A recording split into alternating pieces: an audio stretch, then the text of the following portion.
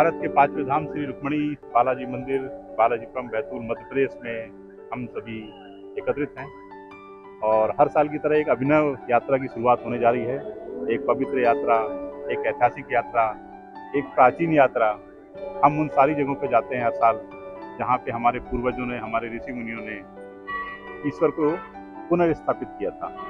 ऐसे ही यात्राओं का सिलसिला पिछले कई सालों से जारी है और ये एक सौभाग्य की बात है कि उत्तर, दक्षिण, पूरब, पश्चिम होने के बाद में एक बार फिर दक्षिण की यात्रा में हम लोग जा रहे हैं। और इस बार की हमारी यात्रा जो है वो काफ़ी जगहों की है, जिसमें से कन्याकुमारी, पद्मनाभ मंदिर, रामेश्वरम, धनुषकोटी, मदुरई, कामाक्षी मंदिर, मीनाक्षी मंदिर, कांचीपुरम, श्रीरंगम समेत सभी जगहों की कम से कम 1.5 दर्जन बड़े मंदिरों की यात्रा है। इन यात्राओं से हम लोग जो हैं न सिर्फ दर्शन का लाभ लेते हैं बल्कि बहुत कुछ सीखने, समझने और पावन होने का अवसर भी हमें मिलता है।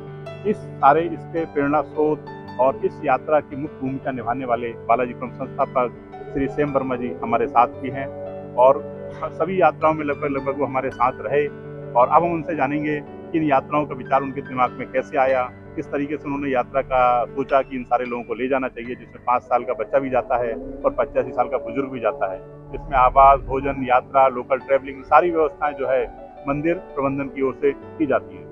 तो इस खुशनुमा यात्रा की शुरुआत जो आज 6 फरवरी 2023 सोमवार को होने जा रही है, इसके संबंध में हम श्री सेम वर्मा जी से जानेंगे इस यात्रा का विचार उनके दिमाग में किस तरह से आया। बताइए सर, किस तरीके से? देखिए, मैं बेसिकली अमेरिकन नागरिक हूँ, अमेरिकन हिंदू हूँ। विचार आया कि मेरे गांव के अंदर एक मंदिर बनना चाहिए और मंदिर बनने का उद्देश्य पूजा पाठ नहीं थी। मंदिर बनने का उद्देश्य था कि मेरे हिंदू धर्म का, उसकी महानता को लोगों तक कैसे फैलाना, लोगों को कैसे भगवान से, शक्ति से जोड़ना।